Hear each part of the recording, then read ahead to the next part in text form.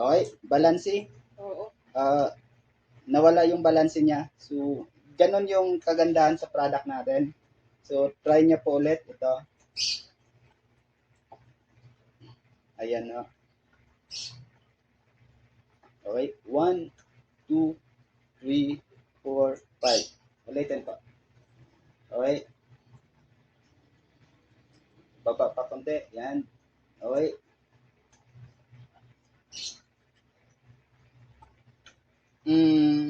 Ganun kalakas.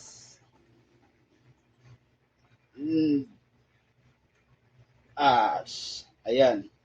So, next, yung gagawin natin yung, okay, dito ka po. So, hawakan niyo po yung kamay ko. Okay, labanan niyo pong lakas ko. Okay. Okay. 1, 2, 3. Ganun kalakas. Labanan mo yung lakas ko. Okay. Grabe. Okay. Tanggalin niyo po. Hawak po kayo ulit ng cellphone.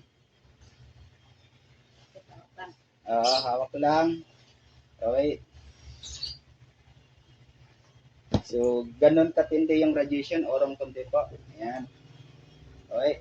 Ulitin natin. Same procedure. Ayan. So, nakita nyo. So, ganun ka tindi ng radiation. So, tinatanggal yung lakas natin. So, may yung isang elements po natin yung tinatawag na ion, negative ions, yun yung nagbibigay ng lakas sa atin, nagbibigay ng balanse sa katawan natin. So, thankful, thank you kay Lord na may ganitong product. So, kaya sabayan yung high-tech na technology ngayon.